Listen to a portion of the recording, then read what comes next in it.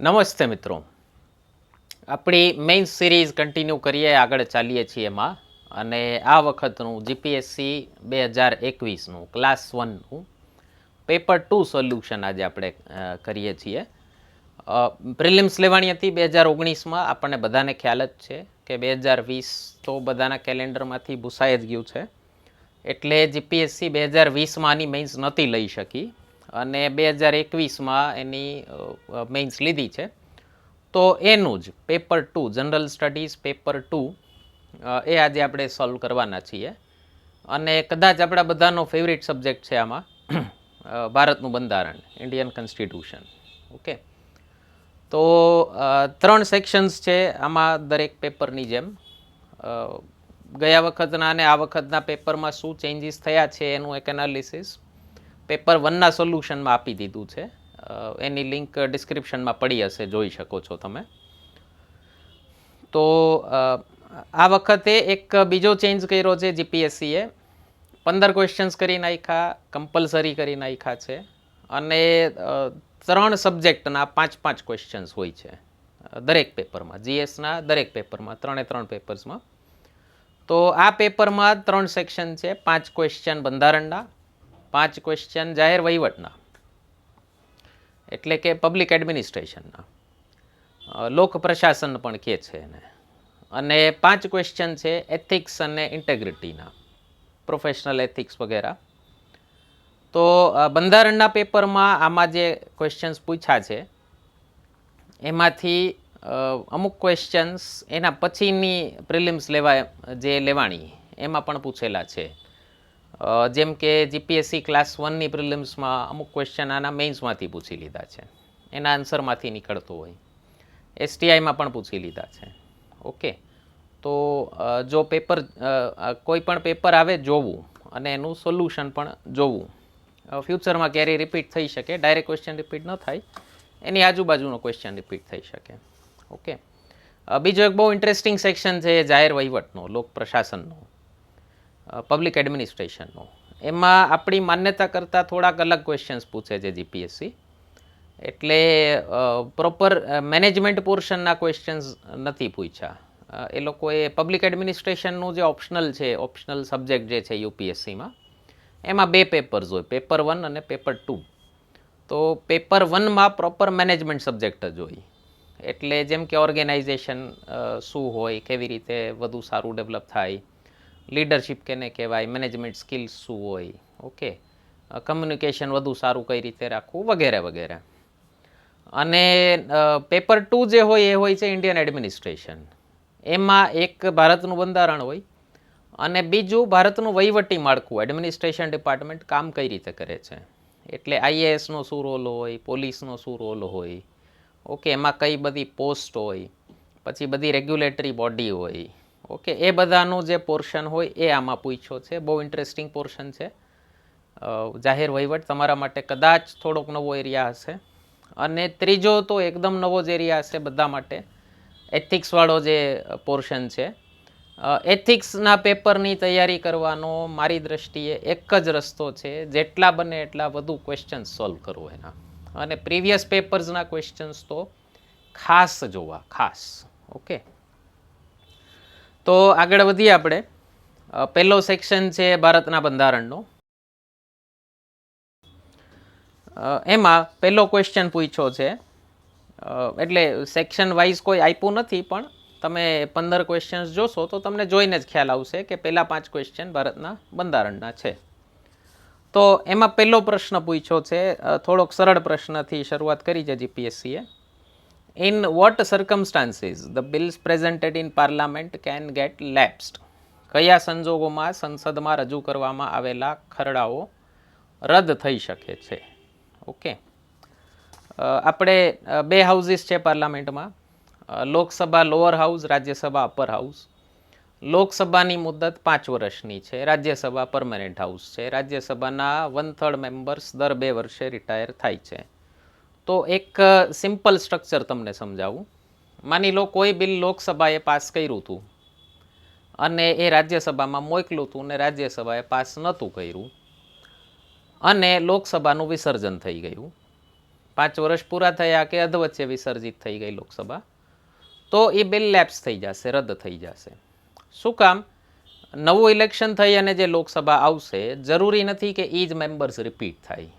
Okay, જરૂરી નથી કે સરકાર રિપીટ થાય. માની લો સરકાર ફરી જાય, ઉદાહરણ મનમોહનસિંહ ગવર્મેન્ટે 2009થી 14માં લોકસભામાં કોઈ બિલ પાસ કર્યું હોય, ઓકે, એ બિલ રાજ્યસભામાં પાસ નહોતું થયું, લોકસભા વિસર્જિત થઈ, તો 2014માં સરકાર ફરી ગઈ, મોદી ગવર્મેન્ટ આવી ગઈ. તો જરૂરી નથી કે મનમોહનસિંહ ગવર્મેન્ટના બિલ મોદી ગવર્મેન્ટ પણ પરસ્યુ કરે, એને પણ ફરીથી પસાર કરાવે. એટલે એવી રીતે એ against the will of the people કહેવાય. ઓકે, જનાદેશની વિરુદ્ધ કહેવાય એ વસ્તુ, કે જનતાને સરકારની નીતિઓ ઉપર ભરોસો નહીં હોય તો જ સરકાર ચેન્જ કરી હશે, અથવા માની લો સરકાર રિપીટ પણ થાય તો પણ જરૂરી નથી કે એના એ સિચ્યુએશનમાં એ જ સિનારીઓમાં રિપીટ થાય. ઓકે, માની લો રિપીટ થઈ હોય, ગઠબંધનના પાર્ટનર્સ ફરી ગયા હોય, ગઠબંધનના પાર્ટનરનો મૂડ ફરી ગયો હોય, એનો બાર્ગેનિંગ પાવર ફરી ગયો હોય, વગેરે વગેરે.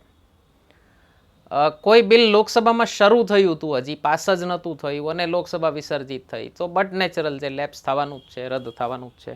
ઓકે, એનું તો મતલબ બાળમરણ જ થઈ ગયું હતું.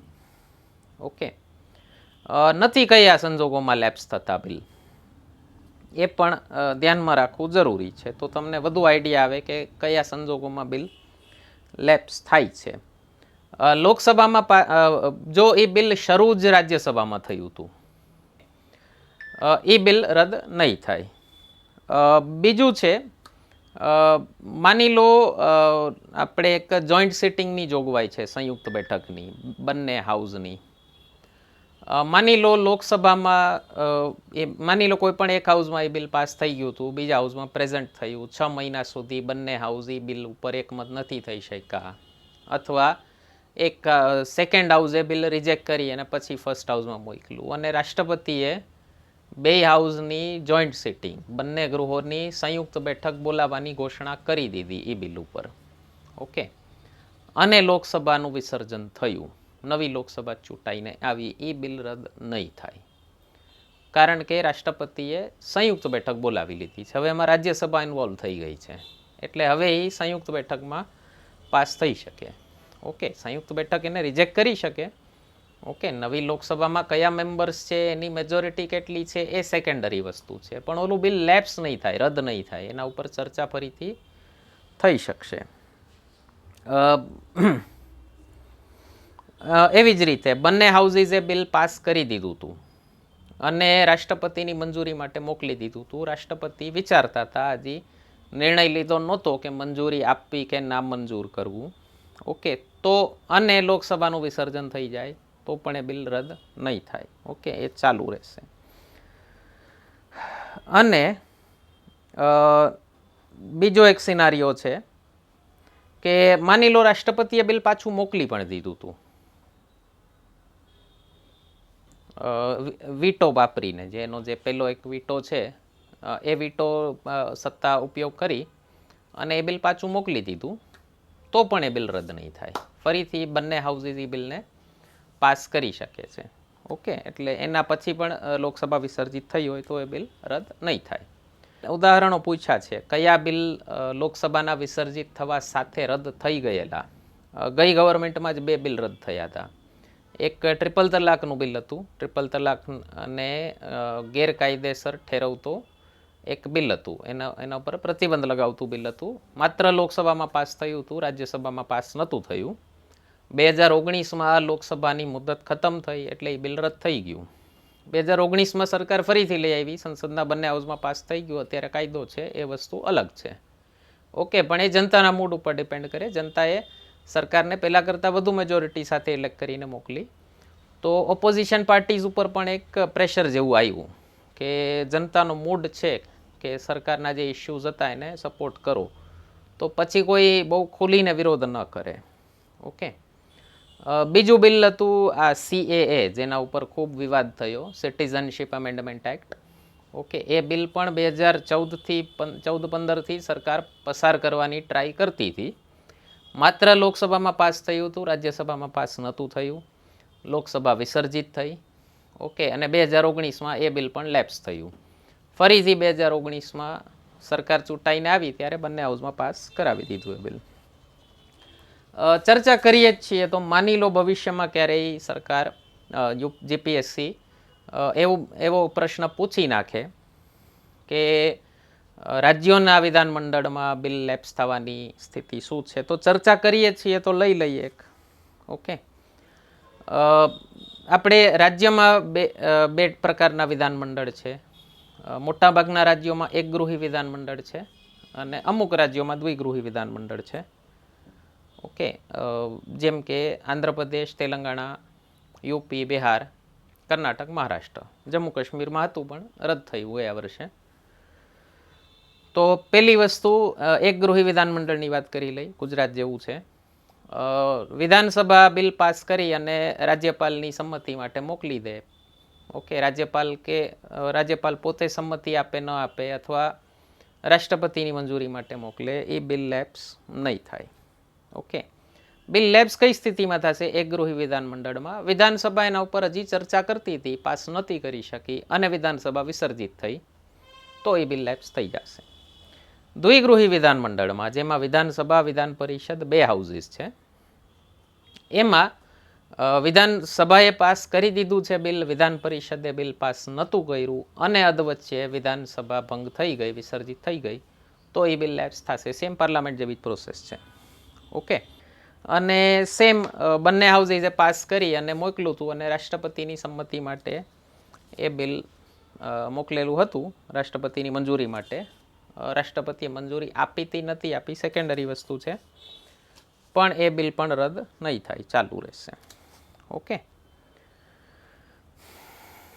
ચાલો નેક્સ્ટ ક્વેશ્ચન છે. બીજો પ્રશ્ન પૂછ્યો છે NJAC ઉપર, નેશનલ જ્યુડિશિયલ અપોઇન્ટમેન્ટ કમિશન ઉપર.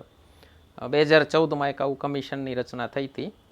તો અરુણ જેટલીનું એક સ્ટેટમેન્ટ આવ્યું હતું. એ કમિશન 99માં બંધારણીય સુધારાથી બનાવવામાં આવ્યું હતું. અનુચ્છેદ 124માં સુધારો કર્યો હતો. 3 આર્ટિકલ્સ એડ કર્યા હતા, 124A, B અને C. ઓકે, બુકમાં આપેલા છે. તો પછી સુપ્રીમ કોર્ટે NJACને, નેશનલ જ્યુડિશિયલ અપોઇન્ટમેન્ટ્સ કમિશનને, રાષ્ટ્રીય ન્યાયિક નિયુક્તિ આયોગને ગેરબંધારણીય ઠેરવ્યું હતું. અને એના ઉપર અરુણ જેટલીનું સ્ટેટમેન્ટ આવ્યું હતું. મોદી ગવર્મેન્ટ 1 જે હતી 2014થી 19, એમાં second most powerful minister Arun જેટલી હતા. અત્યારની સરકારમાં અમિત શાહ છે, ગઈ સરકારમાં સેકન્ડ મોસ્ટ પાવરફુલ મંત્રી અરુણ જેટલી હતા. અને અરુણ જેટલી પોતે લોયર રહેલા, બહુ સિનિયર એડવોકેટ હતા સુપ્રીમ કોર્ટના, અને પોતે કાયદા મંત્રી પણ રહેલા. અને આ કહેવાય છે કે આ બિલ પાછળ એમનું પણ ભેજું હતું ક્યાંક. ઓકે, એટલે દુઃખ થયું હતું એને, અને એનું એક લાંબી એવી ફેસબુક પોસ્ટ આવી હતી. તો ક્વેશ્ચન એવો છે, Indian democracy can not be tyranny of the unelected. ભારતીય લોકતંત્ર એ બિન ચૂંટાયેલાઓના અંકુશમાં ના હોઈ શકે.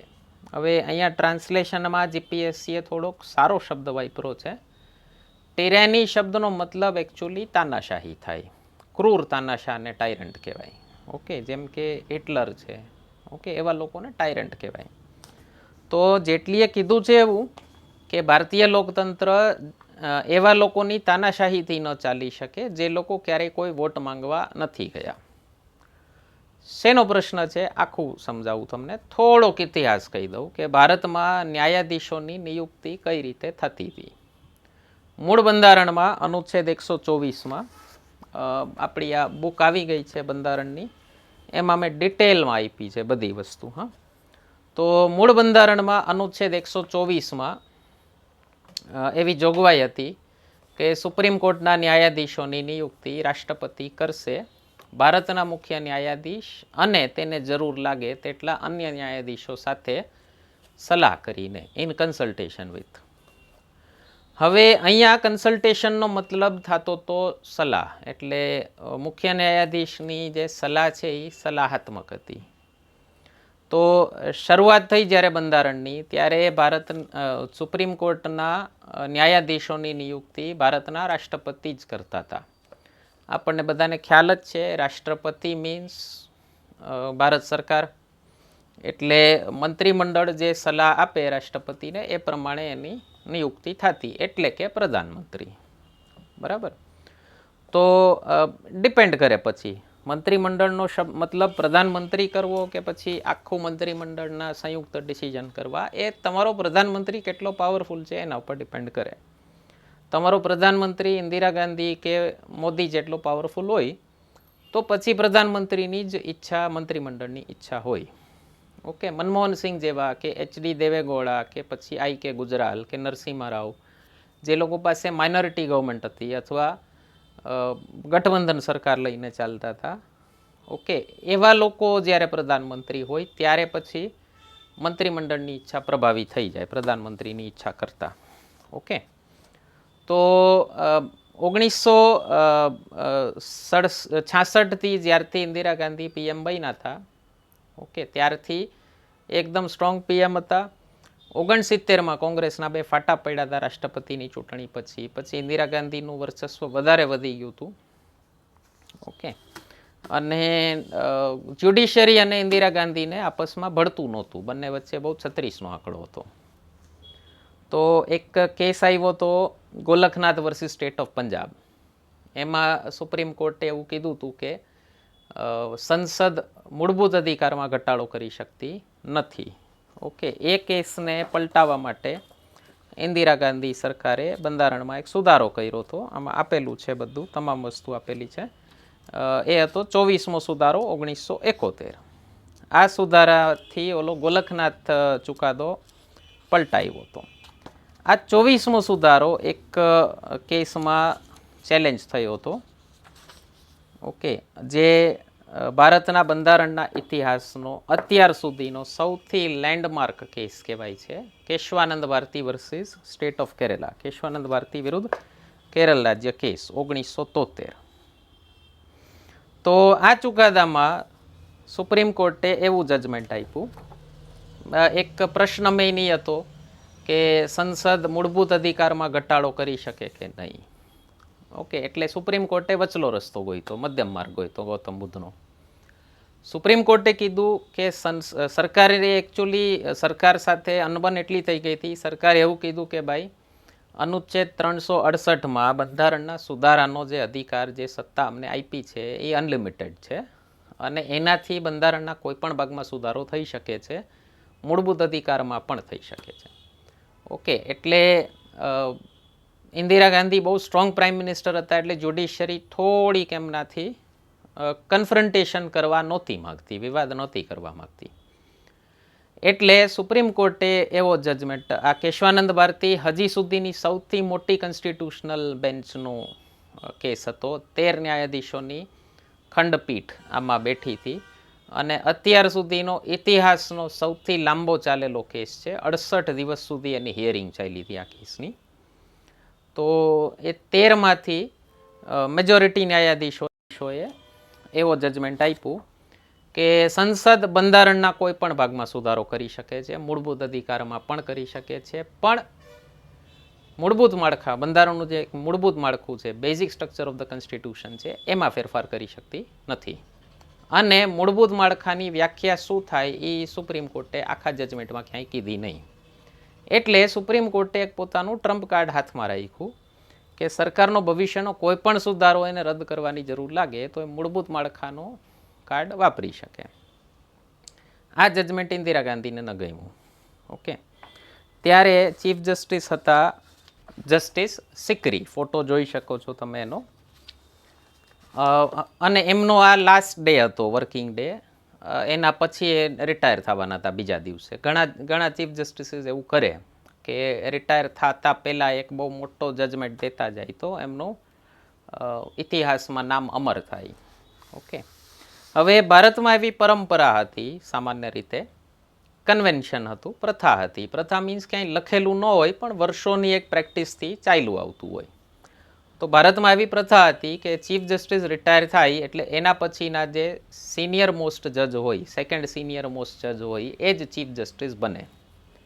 પણ આ જજમેન્ટ ઇન્દિરા ગાંધી ગવર્મેન્ટને ગમ્યું નહીં અને આ જજમેન્ટમાં જે ટોપના 4 જજીસ હતા ચીફ જસ્ટિસ સહિત, એ ચારેય સરકારની ખિલાફ ચુકાદો આપ્યો હતો. તો જે ચીફ જસ્ટિસ સિકરી પછીના જે 3 જજીસ હતા, જયશંકર મણિલાલ શેલાત, A.N. ગ્રોવર અને K.S. હેગડે, આ ત્રણેય સરકારની ખિલાફ ચુકાદો આપ્યો હતો. એટલા માટે ઇન્દિરા ગાંધીએ પ્રથા તોડી અને જે ચોથા નંબરના સિનિયર મોસ્ટ જજ હતા અજીતનાથ રે, એને ચીફ જસ્ટિસ બનાવી દીધા. એટલે 3 સિનિયર જજીસને સુપરસીડ કરી અને ચોથા નંબરના જજને ચીફ જસ્ટિસ બનાવી દીધા. આવું ભારતના સુપ્રીમ કોર્ટના ઇતિહાસમાં થયું નહોતું.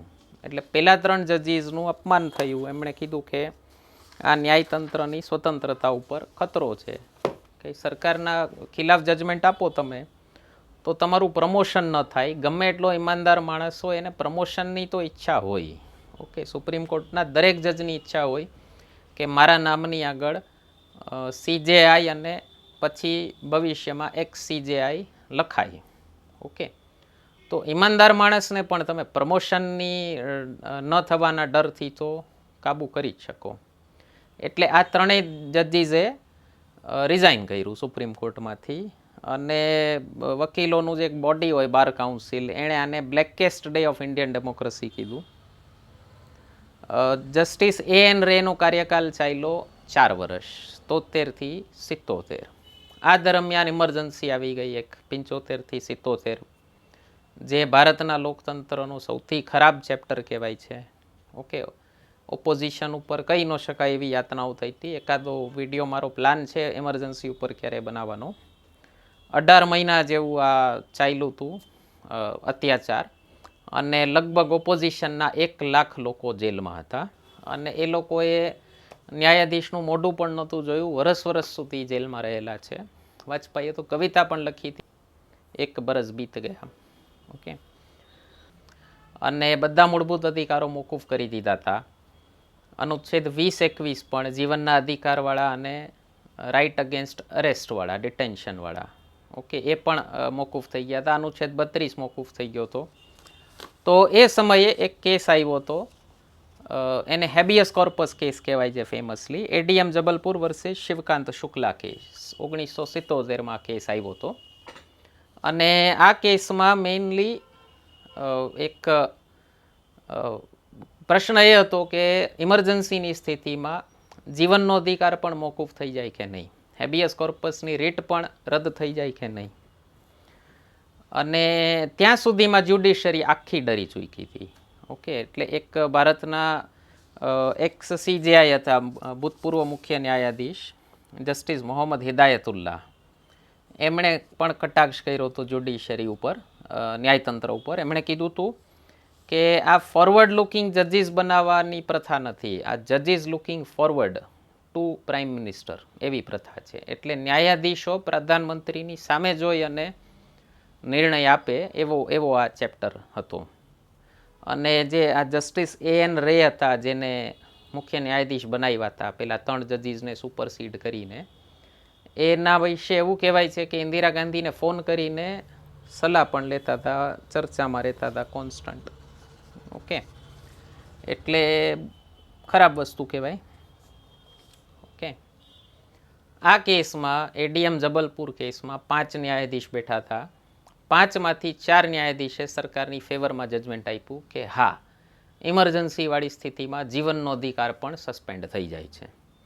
એક જ જસ્ટિસ HR ખન્ના હતા, જેમણે સરકારની ખિલાફ જજમેન્ટ આપ્યું કે નહીં, ગમે એવી સ્થિતિ હોય, જીવનનો અધિકાર, હેબિયસ કોર્પસ, એ બધા સસ્પેન્ડ ન થઈ શકે. એટલે 4 ન્યાયાધીશે સરકારની ફેવરમાં જજમેન્ટ આપ્યું, એકે સરકારની વિરુદ્ધ જજમેન્ટ આપ્યું. અગેન જે થવાનું હતું એ જ થયું. જસ્ટિસ HR ખન્ના ત્યારે 2nd સિનિયર મોસ્ટ જજ હતા. ઓકે, અને પેલા આપણા જસ્ટિસ અજીતનાથ રે એ રિટાયર થયા. એના પછી નંબર હતો જસ્ટિસ HR ખન્નાનો, પણ એને સુપરસીડ કરી અને જે 3જા નંબરના જજ હતા જસ્ટિસ MH બેગ, એ જસ્ટિસ બેગને ભારતના મુખ્ય ન્યાયાધીશ બનાવવામાં આવ્યા. એટલે સરકારનો સીધો મેસેજ એવો હતો કે અમારી ફેવરમાં જજમેન્ટ નહીં આપો તો મજા નહીં આવે. એના પછી 3 જજીસ કેસ આવ્યા છે, જે ત્રણેય લેન્ડમાર્ક જજીસ કેસ કહેવાય છે. તો ફર્સ્ટ જજીસ કેસ આવ્યો તો 1981માં, S P Gupta versus union of India case કહેવાય છે. આ કેસમાં જજીસના અપોઇન્ટમેન્ટની પ્રોસેસ શું છે, અનુચ્છેદ 124નું અર્થઘટન શું કરવું, એના ઉપર પ્રશ્ન હતો. હજી ત્યારે સુપ્રીમ કોર્ટે બહુ હિંમત ન દેખાડી. ઓકે, એમાં એક PIL ફાઇલ થઈ હતી, જાહેર હિતની અરજી, જનહિત યાચિકા ફાઇલ થઈ હતી. અને આમાં સુપ્રીમ કોર્ટે એવો ચુકાદો આપ્યો હતો કે અનુચ્છેદ 124 પ્રમાણે ન્યાયાધીશોની નિયુક્તિ માટે રાષ્ટ્રપતિએ સુપ્રીમ કોર્ટની સલાહ લેવી જરૂરી છે, પણ એ સલાહ પ્રમાણે કામ કરવું જરૂરી નથી. ઓકે, એટલે consultation means advisory in nature, સલાહાત્મક છે, આદેશાત્મક નથી. Consultation does not mean concurrence. Concurrence એટલે જેવું કીધું છે એવું કરી નાખવાનું, લપની કરવાની. બીજો કેસ આવ્યો, સેકન્ડ જજીસ કેસ આવ્યો 1993માં. ત્યાં સુધીમાં કોંગ્રેસ પાર્ટીની જે પૂર્ણ બહુમતવાળી પ્રથા હતી એ તૂટી ગઈ હતી. નરસિમ્હા રાવ માઇનોરિટી ગવર્મેન્ટ ચલાવતા હતા, પૂરી 272 સીટ પણ નહોતી, ગઠબંધન સરકાર ચલાવતા હતા, સરકાર નબળી હતી. ત્યારે જ્યુડિશરીએ તરાપ મારી દીધો અને 1993માં સેકન્ડ જજીસ કેસ આવ્યો હતો. એ જજીસનું નામ છે supreme court advocates association versus union of India, વિરુદ્ધ ભારત સંઘ કેસ. ઓકે, આમાં સુપ્રીમ કોર્ટે એક નવો શબ્દ આવિષ્કાર કર્યો ભારત માટે કે અનુચ્છેદ 124 પ્રમાણે રાષ્ટ્રપતિ, ભારતના મુખ્ય ન્યાયાધીશ અને 2 સિનિયર મોસ્ટ જજીસ, 2 વરિષ્ઠતમ ન્યાયાધીશોની બનેલી કોલેજિયમ સાથે ચર્ચા કરી અને પછી જ હાયર જ્યુડિશરીની નિયુક્તિ કરશે. હાયર જ્યુડિશરી એટલે હાઈકોર્ટ અને સુપ્રીમ કોર્ટના જજીસની અપોઇન્ટમેન્ટ રાષ્ટ્રપતિ આ ટોપના 3 જજીસ સાથે કન્સલ્ટ કરીને જ કરશે. અહીંયા કન્સલ્ટનો મતલબ કન્કરન્સ થઈ ગયો હતો. એટલે હવે સુપ્રીમ કોર્ટની સલાહ સલાહાત્મક નહોતી રહી, આદેશાત્મક થઈ ગઈ હતી. 1998માં વાજપેયી ગવર્મેન્ટ આવી. એણે અનુચ્છેદ 143ની સત્તાનો ઉપયોગ કરી અને 1999માં સુપ્રીમ કોર્ટને પ્રશ્ન પૂછ્યો કે ભાઈ આ કોલેજિયમ શું છે એ જરાક ડિફાઇન કરો, ન્યાયાધીશોની નિયુક્તિ એકચ્યુઅલી કરવાની છે કઈ રીતે. ઓકે, એ કેસમાં સુપ્રીમ કોર્ટે વ્યવસ્થિત આખી કોલેજિયમની ગાઈડલાઇન્સ આપી, બુકમાં આપી છે, તમે જોઈ શકો છો, બુક વાંચી શકો છો, સરળ ભાષામાં છે એકદમ. તો સુપ્રીમ કોર્ટે આમાં કોલેજિયમ થોડીક મોટી કરી નાખી સેકન્ડ જજીસ કેસ કરતાં પણ, કે હવે કોલેજિયમનો મતલબ થશે ભારતના મુખ્ય ન્યાયાધીશ પ્લસ 4 વરિષ્ઠતમ ન્યાયાધીશ. એટલે સુપ્રીમ કોર્ટના 5 ન્યાયાધીશ મળી અને નક્કી કરશે કે કયા જજને ક્યાં અપોઇન્ટ કરવા. ઓકે, એનું એક સજેશન સરકારને મોકલશે રાષ્ટ્રપતિને. રાષ્ટ્રપતિને કોલેજિયમના સજેશનમાં કોઈ વાંધો હોય તો રાષ્ટ્રપતિ કોલેજિયમને કહી શકે કે એક વખત ફરી વિચારી જવો જોઈએ. જો કોલેજિયમ ફરીથી એ જ બધા નામો સજેસ્ટ કરે તો બીજી વખત રાષ્ટ્રપતિએ અપોઇન્ટ કરવા જ પડે. ઓકે, એટલે આનાથી સુપ્રીમ કોર્ટે પોતાના જજીસ અપોઇન્ટ કરવાની સત્તા પોતાના હાથમાં લઈ લીધી. ઓકે, આ દલાતરવાળી નીતિ કહેવાય. હજી સુધી આપણને આ સારું લાગે છે, કારણ કે સરકાર જજીસને અપોઇન્ટ કરતી હતી, એનું એક નુકસાન આપણે જોઈ ચૂક્યા. હવે જ્યુડિશરીને અપોઇન્ટ કરે એનું નુકસાન શું થાય એ ભારતના પોલિટિશિયન્સે, બધી પાર્ટીઓએ 20 વર્ષ જોયું. 1993થી લઈ અને 2013 સુધી આ વસ્તુ શાંતિથી ઓબ્ઝર્વ કરી કે ભાઈ બની શકે વધુ સારા જજીસ આવી શકતા હોય. પણ એનાથી એક બીજું દૂષણ આવ્યું જ્યુડિશરીમાં, ભાઈ ભતીજાવાદ વધી ગયો, નેપોટિઝમ જેને કહેવાય છે. ઓકે, કંગના રાણાવત જેની ખિલાફ બોલિવૂડમાં અત્યારે જેની ખિલાફ મોરચો લઈને ઊભી છે, તો નેપોટિઝમ જ્યુડિશરીમાં પણ કૂટી કૂટીને ભર્યો છે. ઓકે, તો ઘણી વખત એવું થતું હતું કે રેકમેન્ડેશન આવ્યા હોય કોલેજિયમના કે આટલા ન્યાયાધીશોને નિયુક્ત કરવાના છે, તો એમાંથી 33% 40% નામ એવા હોય કે કોઈને કોઈ વર્તમાન જજ કે રિટાયર થયેલા જજના કોઈક સગાવાલા હોય, ભાઈ હોય કે ભત્રીજા હોય કે પતિ હોય કે પત્ની હોય. ઓકે, અને એવું તો છે નહીં કે જ્યુડિશરી કરપ્ટ નથી. ઘણા બધા ન્યાયાધીશોએ આના માટે વાત કીધેલી છે. એક ભૂતપૂર્વ મુખ્ય ન્યાયાધીશે એવું કીધેલું છે ઓકે, કોઈક હાઈકોર્ટના જસ્ટિસે પણ રિટાયર થઈ અને ટિપ્પણી કરેલી છે કે ભાઈ ફલાણી હાઈકોર્ટ ભાઈ ભતીજા હાઈકોર્ટ થઈ ગઈ છે, ચાચા ભતીજા હાઈકોર્ટ થઈ ગઈ છે. ઓકે, તો જો ન્યાયતંત્ર ભ્રષ્ટ ન હોય તો યાર હરણને કોકે તો માર્યું હોય ને. અને ફૂટપાથ ઉપર જે 7 જણા સૂતા હતા એને કોકે તો માર્યું હોય ને. ઓકે, તો જો ન્યાયતંત્ર ભ્રષ્ટ ન હોય તો ઘણા બધા લોકો દોષી ઠર્યા હોવા જોતા હતા, પણ નથી ઠર્યા. તો આપણને ખ્યાલ જ છે એક પોલિટિશિયન જ્યુડિશિયરી નેક્સસ પણ છે. ઓકે, કે અમે તમારા કરપ્શનના કેસ ઉપર તમને દોષી નહીં ઠેરવીએ, તમે સંસદમાં અમને નો કાઢી મૂકતા.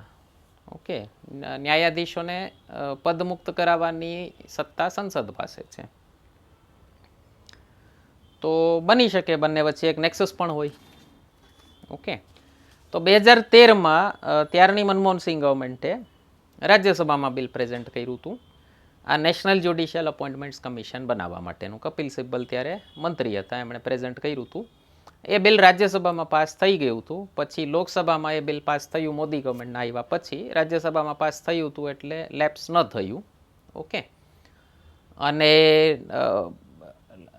એ બિલને કાયદાનું સ્વરૂપ મળ્યું. 99માં બંધારણીય સુધારો થયો અને એક નેશનલ જ્યુડિશિયલ અપોઇન્ટમેન્ટ્સ કમિશનની રચના થઈ. આ કમિશનમાં મેઇનલી શું ચેન્જ હતો? 6 મેમ્બર્સનું આ કમિશન હતું, જેમાં એક ચીફ જસ્ટિસ ઓફ ઇન્ડિયા, ભારતના મુખ્ય ન્યાયાધીશ, 2 વરિષ્ઠતમ ન્યાયાધીશો સુપ્રીમ કોર્ટના, 3 જજીસ થઈ ગયા સુપ્રીમ કોર્ટમાંથી, એક હતા કાયદા મંત્રી અને 2 ઇન્ડિપેન્ડન્ટ મેમ્બર્સ હતા. એ 2 ઇન્ડિપેન્ડન્ટ મેમ્બર્સને અપોઇન્ટ કરવા માટે પાછી એક કમિટી છે 3 જણાની.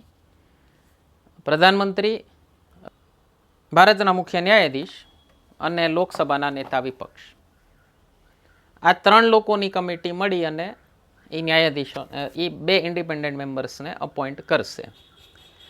એટલે આની ખિલાફ કેસ ગયો સુપ્રીમ કોર્ટમાં અને 16 ઓક્ટોબર 2015 સુપ્રીમ કોર્ટે આ સુધારો રદ કર્યો, ગેરબંધારણીય ઠેરવ્યો.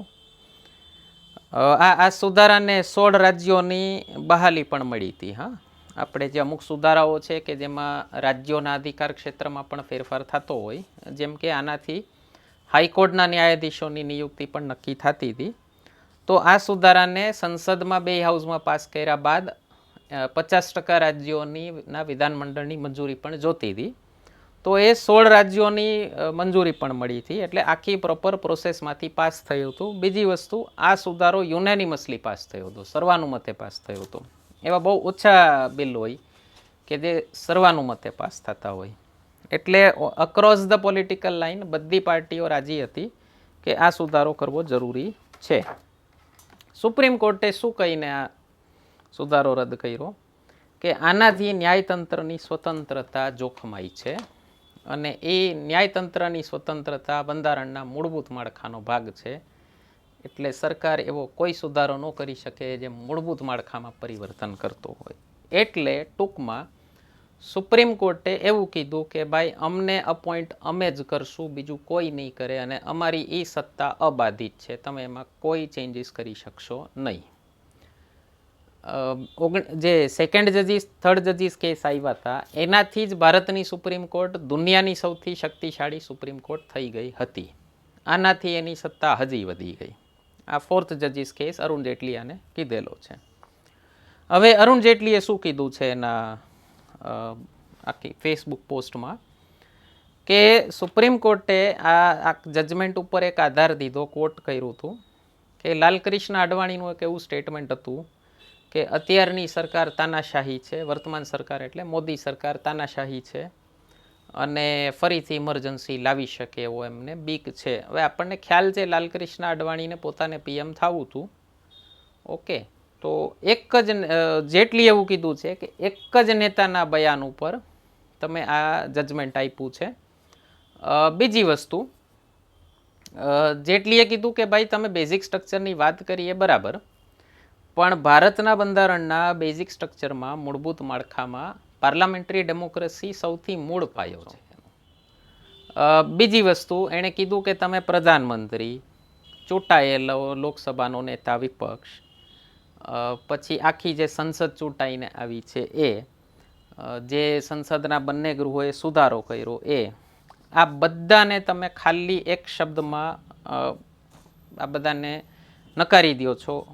એ શબ્દ છે પોલિટિશિયન્સ. કે પોલિટિશિયન્સ નક્કી નહીં કરે કે ન્યાયાધીશોની નિયુક્તિ કોણ કરશે. ઓકે, હવે એકચ્યુઅલી NJSCના આવવાથી ફરક એ પડ્યો હતો કે જ્યુડિશિયરીને અપોઇન્ટ કોણ કરે છે, ન્યાયાધીશોને અપોઇન્ટ કોણ કરે છે, એમાં સરકારનો એક ખાલી એક બોલ આવ્યો હતો, એક સે ઇન્ક્લુડ થયો હતો કે ભાઈ અમારી પણ રાય લ્યો. ઓકે, આખી વાતનો જેટલીની જે આખી વાત છે એનો સાર શું થાય? એણે કીધું છે કે તમારે થોડુંક જજમેન્ટ છે એને વધુ સાઉન્ડર ફૂટિંગ ઉપર, એટલે કે હજી વધુ સારી આર્ગ્યુમેન્ટ સાથે આ જજમેન્ટ દેવું જોઈતું હતું. બીજું, સુપ્રીમ કોર્ટે એક કારણ એવું દીધું છે કે ભાઈ ફરીથી ઇમરજન્સી આવી શકે, જેમ લાલકૃષ્ણ અડવાણીના સ્ટેટમેન્ટ ઉપર.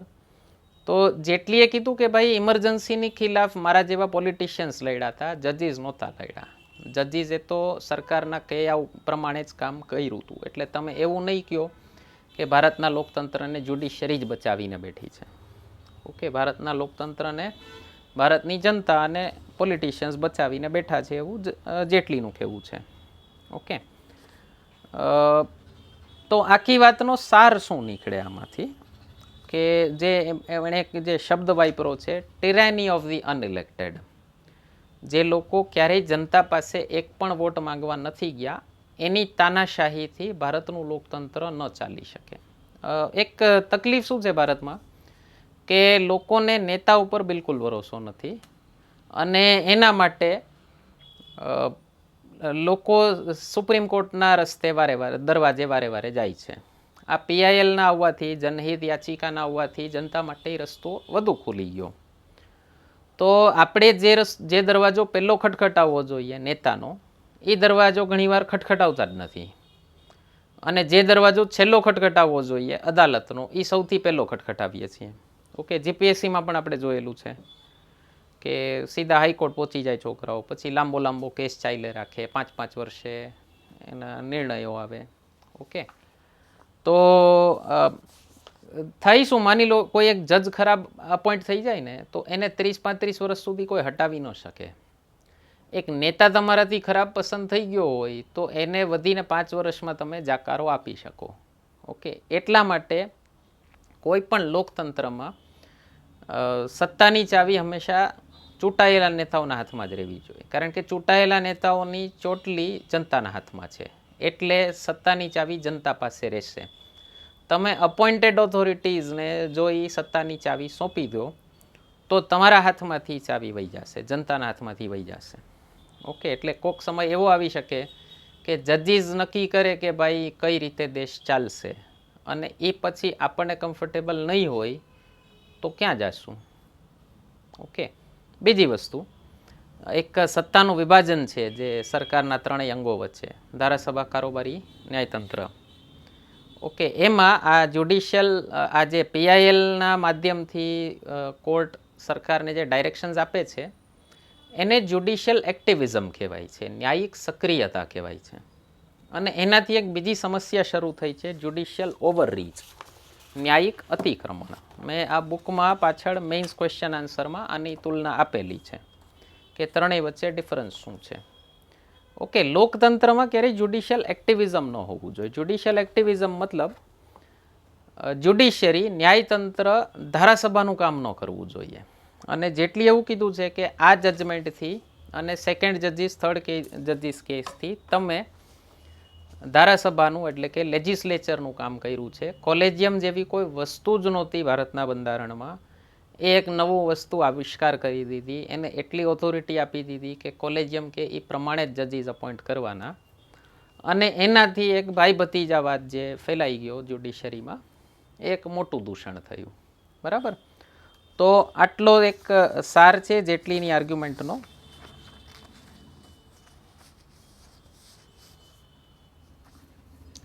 અત્યારે વર્તમાનમાં સ્થિતિ શું છે? સરકારે ન્યાયતંત્રને એવું કીધું છે કે ભાઈ અમારું ચાલો તમે અમારી યારે કંઈ કન્સલ્ટ ન કરો, પણ અમને કાંઈક તો સે આપો કે ભાઈ કોઈ ન્યાયાધીશના નામ ઉપર અમને વાંધો હોય તો શું કરવાનું. તો એક મેમોરેન્ડમ ઓફ પ્રોસિજર કરીને એક ચાલે છે.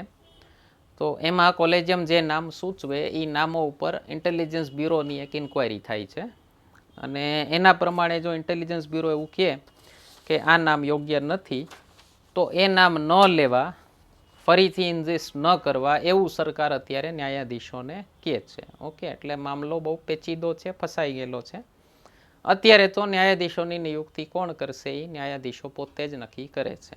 ઓકે, એની અબાધિત સત્તા આવી ગઈ છે.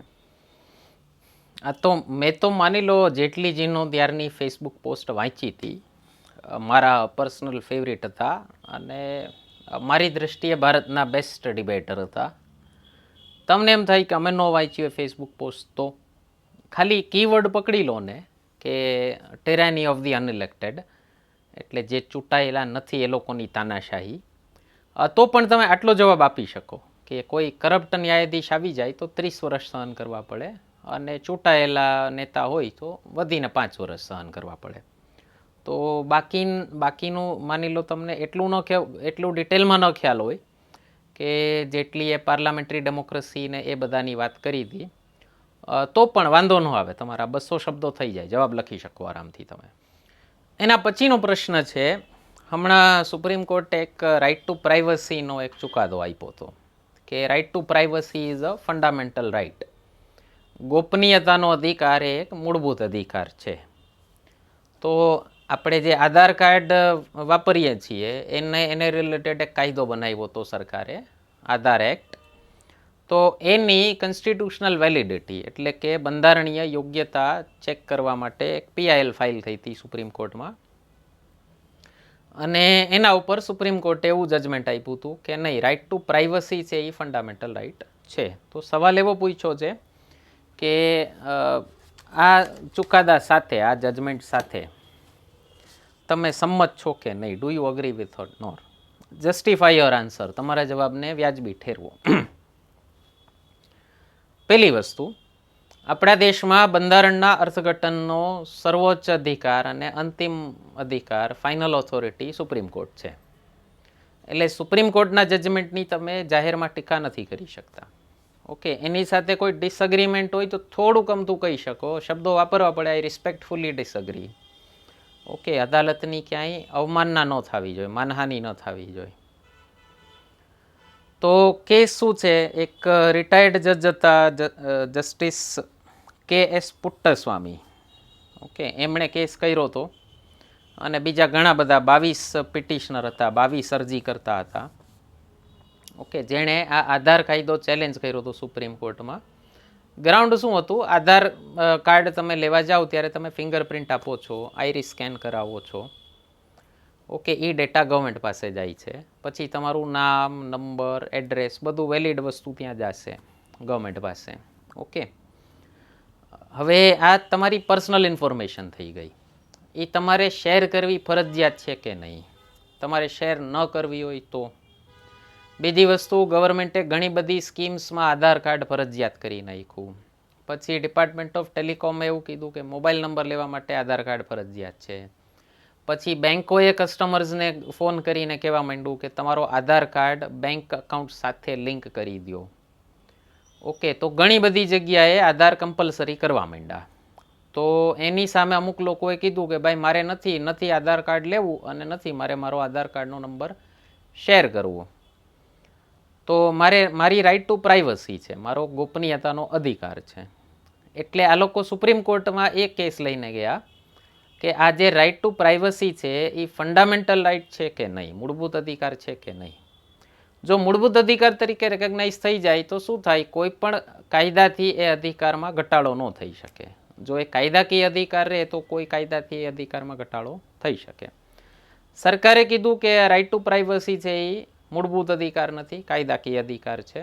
સરકારે એવું કીધું, જો બંધારણ સભાને, કોન્સ્ટિટ્યુઅન્ટ એસેમ્બલીએ, જે બોડીએ આપણું બંધારણ લખ્યું છે, તો જો એ કોન્સ્ટિટ્યુઅન્ટ એસેમ્બલીએ એવું વિચાર્યું હોત કે એનો આઈડિયા એવો રહ્યો હોત કે રાઇટ ટુ પ્રાઇવસીને ફંડામેન્ટલ રાઇટ રાખીએ તો એણે સ્પેસિફિકલી દીધું હોત, પણ એણે દીધો નથી. એટલે એનો મતલબ એવો થયો કે આ ફંડામેન્ટલ રાઇટ નથી. બીજો આર્ગ્યુમેન્ટ સરકારે એવી દીધી કે આ રાઇટ ટુ પ્રાઇવસી ઉપર પહેલાં એક 6 જજની બેન્ચ અને એક 8 જજની બેન્ચ બેઠેલી છે અને એ લોકોએ ડિસાઇડ કરેલું છે, એટલે હવે ફરીથી આ મેટર ઉખેડવાની જરૂર નથી.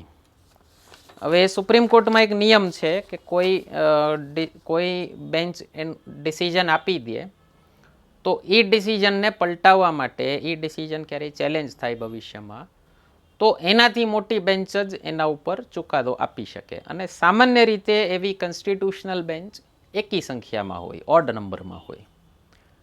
હવે આ 6 જજની અને 8 જજની બેન્ચે ડિસિઝન આપ્યો હતો, એટલે એનાથી મોટી એક બેન્ચ બનાવી, 9 જજીસની કોન્સ્ટિટ્યુશનલ બેન્ચ બનાવી અને એણે આ કેસ સાંભળ્યો. અને એ 9 જજીસની કોન્સ્ટિટ્યુશનલ બેન્ચે યુનેનિમસલી સર્વાનુમતે ડિસિઝન આપ્યો કે રાઇટ ટુ પ્રાઇવસી છે એ ફંડામેન્ટલ રાઇટ છે. ઓકે, અગેન સુપ્રીમ કોર્ટમાં પણ સર્વાનુમતે ડિસિઝન આવતા હોય એવા ઓછા હોય. ઓકે, ઘણી વખત એકાદો જજ તો પોતાનું જજમેન્ટ વિરોધના સૂરમાં લખે. સુપ્રીમ કોર્ટે સરકારની આર્ગ્યુમેન્ટની ખિલાફ એવું કીધું કે ભાઈ એવું નહીં કહો અમને કે બંધારણ સભાએ આને ફંડામેન્ટલ રાઇટમાં નથી લખ્યો એટલે ફંડામેન્ટલ રાઇટ નથી. સુપ્રીમ કોર્ટે કીધું કે ભાઈ અમે 15 એવા મૂળભૂત અધિકારો ઇન્ટરપ્રિટ કર્યા છે જે બંધારણમાં સ્પષ્ટ રૂપે નથી લખેલા, પણ અમે અમારા ઇન્ટરપ્રિટેશનથી 15 એવા અધિકારો જનતાને દીધા છે કે આ પણ મૂળભૂત અધિકારનો ભાગ છે. એક ઉદાહરણ શિક્ષાનો અધિકાર. ઓકે, તો આપણો જે એક અનુચ્છેદ 21 છે જેમાં રાઇટ ટુ લાઈફ આપેલો છે, જીવનનો અધિકાર આપેલો છે, એ જીવનના અધિકારનો અર્થઘટન સુપ્રીમ કોર્ટે એવું કરેલું છે કે જીવનનો અધિકાર એટલે એનિમલ એક્ઝિસ્ટન્સની વાત નથી થતી. ઓકે, જાનવરની જેમ જીવવાના અધિકારની વાત નથી થતી. Okay, right to life means right to meaningful existence. અર્થપૂર્ણ જીવનનો અધિકાર હોય તો જ એને જીવનનો અધિકાર કહેવાય. અને અર્થપૂર્ણ જીવન કેવું કહેવાય તો કે માણસ ગરિમાપૂર્ણ રીતે જીવન જીવી શકે એને અર્થપૂર્ણ જીવન કહેવાય. તો એમાં એક રાઇટ ટુ એજ્યુકેશન પણ રાઇટ ટુ લાઈફનો ભાગ સુપ્રીમ કોર્ટે પહેલાં બતાવેલો છે. સ્વચ્છ વાતાવરણનો અધિકાર, રોજગારનો અધિકાર, ઓકે, રાઇટ ટુ લાઇવલીહુડ, આવા અધિકારો સુપ્રીમ કોર્ટે રાઇટ ટુ લાઈફમાં છુપાયેલા છે એવા બતાવેલા છે. એવી જ રીતે અનુચ્છેદ 21માં આ વખતે સુપ્રીમ કોર્ટે રાઇટ ટુ પ્રાઇવસીને રાઇટ ટુ લાઈફનો જ એક ભાગ, ગોપનીયતાના અધિકારને જીવનના અધિકારનો જ એક ભાગ ગણાવેલો છે.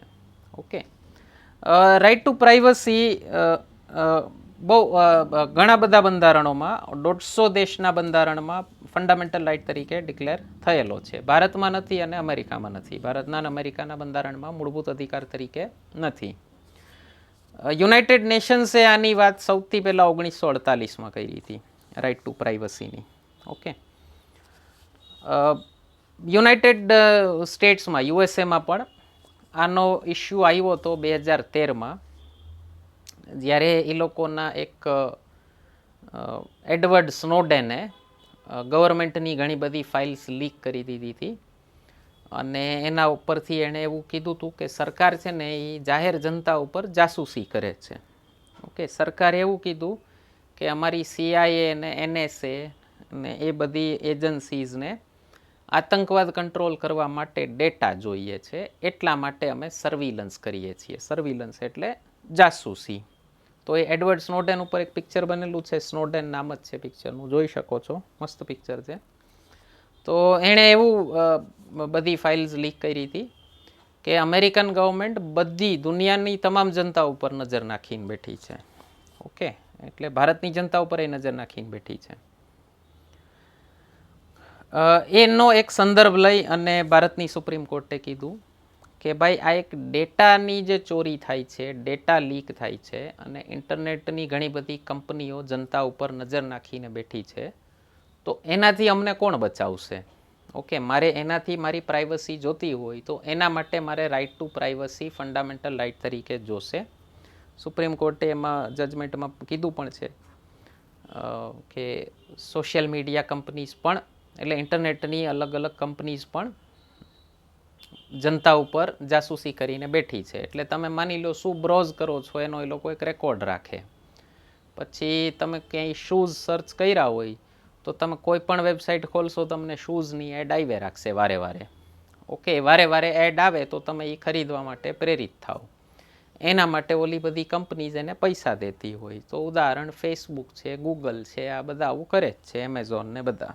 ઓકે, તો ફેસબુક અને કેમ્બ્રિજ એનાલિટિકાનો પણ એક સ્કેમ આવ્યો હતો. ઓકે, ભારતની એક પોલિટિકલ પાર્ટીએ એને પૈસા પણ આપ્યા હતા કે અમને ભારતની જનતાનો ડેટા આપો. એટલે માની લો તમે કોઈ એક પર્ટિક્યુલર નેતાના ફેવરમાં ક્યારેય કોઈ ન્યૂઝ વાંચી લો કે વધુ ન્યૂઝ એના ફેવરમાં વાંચતા હો તો ફેસબુક અને કેમ્બ્રિજ એનાલિટિકા એનો ડેટા બનાવે કે ભાઈ આ માણસ છે ને ઓલાનો સપોર્ટર છે, આ માણસ ન્યુટ્રલ છે.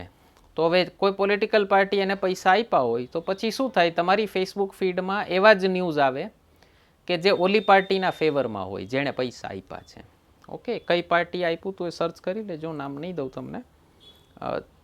મેઇન્સમાં બને ત્યાં સુધી પાર્ટીના કે નેતાઓના કે ચીફ જસ્ટિસના કે એવા કોઈના નામ ન લેવા. ઓકે, બને ત્યાં સુધી અવોઇડ કરવું. ઓકે, 1890માં યુએસએમાં પણ આની ચર્ચા થઈ હતી કે રાઇટ ટુ પ્રાઇવસીને ફંડામેન્ટલ રાઇટ બનાવો, પણ એને ફંડામેન્ટલ રાઇટ નહોતો બનાવ્યો, લીગલ રાઇટ જ બનાવ્યો હતો. યુરોપિયન યુનિયનમાં બહુ આના પ્રાઇવસીના અધિકારો બહુ સ્ટ્રિક્ટ છે. ઓકે, એના માટેના કાયદા પણ બહુ સ્ટ્રિક્ટ છે. ઓકે, ભારતીય સુપ્રીમ કોર્ટે આની ચર્ચા થઈ આ કેસમાં. સરકારે કીધું કે ભાઈ અમારે આતંકવાદ કંટ્રોલ કરવા માટે જનતાનો ડેટા જોઈએ તો અમારે શું કરવાનું. તો સુપ્રીમ કોર્ટે કીધું કે ભાઈ જો એના માટે પ્રાઇવસી છે ને એ ગ્રે એરિયા થઈ જાય, એટલે એમાં બ્લેક એન્ડ વ્હાઇટ ન હોય. કયો ડેટા તમારો પ્રાઇવેટ રાખવો અને કયો રાષ્ટ્રીય સુરક્ષા માટે જરૂરી છે ગવર્મેન્ટને દેવો એ એક ગ્રે એરિયા થઈ જાય. તો એના માટેની 3 સ્ટેપ ટેસ્ટ આપી સુપ્રીમ કોર્ટે. ઓકે, કે ભાઈ આ 3 ટેસ્ટમાં જો ખરો ઉતરે તો પ્રાઇવસીના અધિકારને તમે ઘટાડી શકો છો. તો પહેલી ટેસ્ટ છે લીગાલિટી, એટલે એના માટે કાયદો હોવો જોઈએ. તો આધાર માટે કાયદો છે. બીજી છે નેસેસિટી, આવશ્યકતા, કે આના માટે સરકારને ખરેખર એ ડેટા જરૂરી હતો કે નહીં. ઓકે, ઉદાહરણ, સરકારે એક ડાયરેક્ટ બેનિફિટ ટ્રાન્સફરની સ્કીમ ચાલુ કરી કે તમને સબસિડીના પૈસા ડાયરેક્ટ તમારા ખાતામાં જમા થઈ જાય. હમણાં લોકડાઉન હતું તો પૈસા જમા કર્યા હતા ડાયરેક્ટ. તો આવશ્યકતા છે કે નહીં. ત્રીજી વસ્તુ પ્રપોર્શનાલિટી, પ્રમાણસરતા, કે ગવર્મેન્ટનો જે ઉદ્દેશ્ય છે અને એના માટે ગવર્મેન્ટે જે રસ્તા અપનાવ્યા છે, જે તરીકા અપનાવ્યા છે, એ બંને વચ્ચે સામ્યતા જળવાય છે કે નહીં. ઓકે, હવે અહીંયા ઇન્ટરપ્રિટેશનમાં ઘણા બધા ગ્રે એરિયાઝ ખુલી શકે, એટલે આ જજમેન્ટના પણ લૂપહોલ્સ નીકળી શકે અને ગેરલાભ ઉઠાવી શકે છે. ઓકે, તો એના માટે હજી કદાચ એકાદો જજમેન્ટ આવશે સુપ્રીમ કોર્ટ પાસે કે ભાઈ આનું શું કરવું. કાયદો એક ઇવોલ્વિંગ પ્રોસેસ હોય. હા, પહેલે દિવસે તમને ખબર ન હોય કે શું થવાનું છે, એટલે એ કાયદામાં કોઈ ભૂલ રહી ગઈ હોય તો પછી સુધાર કરવાનો હોય. આવી જ રીતે દુનિયાના બધા કાયદા આવી જ રીતે બનેલા છે. ઓકે, આ જજમેન્ટથી એક એન્ટિસિપેટેડ હતું કે આનાથી એક હોમોસેક્સ્યુઆલિટી, સમલૈંગિકતાને ગેરકાયદે કરતો આર્ટિકલ હતો આપણા આઈપીસીમાં 377. ઓકે, તો આનાથી એન્ટિસિપેટેડ હતું કે 377 પણ રદ થશે. અને આ જજમેન્ટ આપ્યાના એક જ વર્ષ પછી 2018માં સુપ્રીમ કોર્ટે એ આઈપીસીની સેક્શન 377 જે સમલૈંગિકતાને ટોટલી ઇલીગલ ડિક્લેર કરતી હતી, ગેરકાયદે ડિક્લેર કરતી હતી, એ સેક્શન રદ કર્યો. એટલે સુપ્રીમ કોર્ટે એ ચુકાદાથી ઐચ્છિક સમલૈંગિકતા, ઓકે, કન્સેન્સ્યુઅલ હોમોસેક્સ્યુઅલ એક્ટને છૂટ આપી છે. ઓકે, એટલે એમાં સુપ્રીમ કોર્ટનું કહેવું એમ છે કે ભાઈ કોઈ વ્યક્તિ પોતાના બેડરૂમમાં શું કરે છે એ જાણવાનો કોઈને અધિકાર હોવો જોઈએ નહીં, સરકારને પણ નહીં. અને આ હોમોસેક્સ્યુઆલિટીની તમને ખ્યાલ હશે ઘણા દેશોમાં ખૂબ મુવમેન્ટ્સ ચાલે છે. આપણે ભારતમાં પણ એક પ્રાઇડ પરેડ નીકળે છે. ઓકે, એક નાઝ ફાઉન્ડેશન કરીને ખૂબ એના માટે સક્રિય છે. તો એક કેસ આવ્યો હતો દિલ્હી હાઈકોર્ટે પહેલાં 2009માં 377ને ડિક્રિમિનલાઇઝ કર્યો હતો, એટલે એને બંધારણીય રીતે અયોગ્ય ઠેરવો હતો. 2013માં સુપ્રીમ કોર્ટે દિલ્હી હાઈકોર્ટનું જજમેન્ટ પલટાવી દીધું અને 377ને બંધારણીય ઠેરવું. 2018માં ફરીથી સુપ્રીમ કોર્ટે પોતાનું જજમેન્ટ પલટાવ્યું અને 377ને અનકન્સ્ટિટ્યુશનલ ડિક્લેર કર્યો છે. બીજું, આ પ્રાઇવસીથી બીજા અમુક ડિબેટ્સ થાય છે કે એક અમેરિકામાં અને યુરોપના ઘણા બધા દેશોમાં જ્યાં અમુક કટ્ટર ક્રિશ્ચિયન ગ્રુપ્સ છે, એ લોકો એબોર્શનનો વિરોધ કરે છે. એ લોકો એવું કહે છે કે એબોર્શન ક્રિશ્ચિયાનિટીની ખિલાફ છે. તો ત્યાં પણ આ પ્રાઇવસી આવે. આપણે ભારતમાં એબોર્શનને લઈને, એની લીગાલિટીને લઈને કોઈ પ્રશ્ન નથી. ઓકે, એ બધા દેશો માટે કામનું છે. ડેટા ચોરી બહુ મોટી સંકટ છે, બહુ મોટી સમસ્યા છે. એટલે એ એક પ્રાઇવસીમાં ગ્રે એરિયા રહેવાનો છે. બરાબર, કે ભાઈ કેટલો ડેટા પ્રાઇવેટ રાખવો અને કેટલો ડેટા રાષ્ટ્રીય સુરક્ષા માટે તમે જરૂરી કહો. આનાથી એક ખતરો એ પણ છે, પોલીસને આશા હતી કે ભાઈ આ તમે જે બધા એના ફિંગરપ્રિન્ટ અને આઈરિસ સ્કેન કરો છો એમાં અમને એક્સેસ આપશો તો શું થાય. માની લો, એક કલ્પના કરો કે એવો એક પુલ બને ભારતનો કે તમામ લોકોની ફિંગરપ્રિન્ટ અને આઈરિસ સ્કેન ગવર્મેન્ટ પાસે છે. કોઈ જગ્યાએ કોઈ ક્રાઇમ બન્યું, ત્યાં જઈ અને ફિંગરપ્રિન્ટ લેવાની, વા મેચ કરવાની, તમને સીધો ગુનેગાર પકડાઈ જાય. પણ ભાઈ ફિંગરપ્રિન્ટ તો ઘણા બધાના હોઈ શકે, તો એમાં ખોટા એટલે સાચા માણસને ગુનેગાર સાબિત કરવાનું પણ થઈ શકે ને. ઓકે, એટલે ક્યાં લીટી દોરવી એ ગ્રે એરિયા છે. ક્રાઇમ ઇન્વેસ્ટિગેશનમાં ડેફિનેટલી મદદ કરી શકે, ટેરરિઝમ કંટ્રોલ કરવામાં મદદ કરી શકે, પણ એનો ઉપયોગ કઈ રીતે થાય એ જોવાનું છે. અને એક છે યલો જર્નાલિઝમ. યલો જર્નાલિઝમ એટલે ઓલા બધા નહીં, જર્નાલિસ્ટો સેલિબ્રિટીની પાછળ પડીને બેઠા હોય. હમણાં ખ્યાલ હશે તમને, રિયા ચક્રવર્તીના ઘરની બહાર 50 ન્યૂઝ ચેનલ પડી રહેતી હતી કાયમને, શું ખાધું ને શું પીધું ને શું કર્યું ને. એને યલો જર્નાલિઝમ કહેવાય. ફલાણી એક્ટ્રેસ ફલાણા હારે હતી, ઓલાના ફ્લેટમાંથી ઓલો નીકળું ને. ઓકે, તો એ પણ એક પ્રાઇવસી છે. તો એની ખિલાફ તો 100% ડેફિનેટલી સહમત બધાએ થવું પડે. ઓકે, તો આટલા મુદ્દાઓ છે, સહમત થવાનું છે, પણ તમારે ચેતવણી જે દેવી હોય એ બહુ શુગર કોટિંગ કરી અને ઓકે ગિફ્ટ રેપ કરીને કહેવાનું કે ભાઈ આટલા એરિયા હજી ધ્યાનમાં રાખવાના પણ છે. ઓકે, તો એ ભવિષ્યમાં ધ્યાન રાખવા, એવું બધું કહી દેવું. નેક્સ્ટ પ્રશ્ન પૂછ્યો છે બંધારણની 7મી અનુસૂચિ ઉપર, 7th શેડ્યુલ ઉપર. 7મી અનુસૂચિએ સત્તાનું એક વિભાજન કર્યું છે. કેન્દ્ર કયા વિષયો ઉપર કાયદો બનાવી શકે છે, કેન્દ્ર એટલે સંસદ, અને રાજ્યના વિધાનમંડળ કયા વિષયો ઉપર કાયદો બનાવી શકે છે. ઓકે, લિસ્ટ જોઈ શકો છો તમે, આખું ડિટેલમાં આપ્યું છે બુકમાં. તો આ પ્રશ્ન એવો પૂછ્યો છે કે બંધારણની 7મી અનુસૂચિ હેઠળ કેન્દ્ર અને રાજ્યો વચ્ચે જે સત્તાનું વિભાજન થાય છે એ અબાધિત નથી. Okay, it is not absolute. Distribution of powers between union and states in the 7th schedule is not absolute.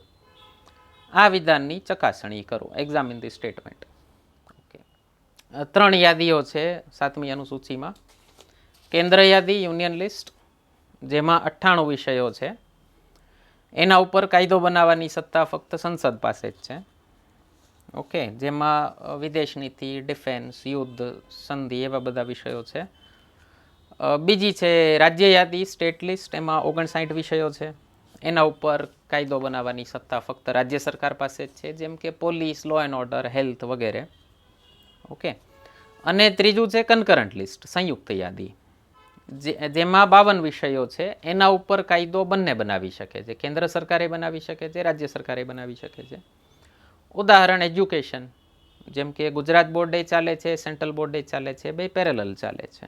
Okay, તો આ બંને વચ્ચે સત્તાના વિભાજનમાં એક સૌથી પહેલો ડિફરન્સ આવે ટેરિટોરિયલ લેજિસ્લેશન, ટેરિટોરિયલ જ્યુરિસ્ડિક્શન. એટલે કે કોની ટેરિટરી કેટલી, કોના અધિકાર ક્ષેત્રમાં કેટલો વિસ્તાર આવે. તો રાજ્યના અધિકાર ક્ષેત્રમાં રાજ્યનો વિસ્તાર આવે, કેન્દ્રના અધિકાર ક્ષેત્રમાં આખું ભારત આવે. પણ એ રાજ્ય યાદીના વિષય ઉપર કાયદો નથી બનાવી શકતું. એમાં અમુક અપવાદ આપ્યા છે. જેમ કે કોઈ જગ્યાએ ઓવરલેપિંગ થતું હોય. ઓકે, જેમ કે આ હમણાં ખેતીના જે કાયદાઓ આવ્યા ત્રણેય, એના ઉપર જ એક ડિબેટ થઈ હતી કે ભાઈ ખેતી છે એ તો સ્ટેટ લિસ્ટમાં આવે છે, તો કેન્દ્ર સરકાર એના ઉપર કાયદો બનાવી શકે કે નહીં. તો ઇન્ટરસ્ટેટ વ્યાપાર કેન્દ્રના જ્યુરિસ્ડિક્શનમાં આવે છે. ઓકે, એટલે માની લ્યો હરિયાણાનો વેપારી પંજાબના ખેડૂત પાસેથી માલ ખરીદે તો એ કેન્દ્રના જ્યુરિસ્ડિક્શનમાં આવે. ઓકે, તો એટલે એ છે ને ઓવરલેપિંગ ક્યાંક ક્યાંક થઈ ગયા, તો એના ઉપર કાયદો બનાવી શકે છે. ઓકે, એટલે જ્યાં ઓવરલેપિંગ થતું હોય એને કહેવાય છે ડોક્ટ્રિન of territorial Nexus. Okay,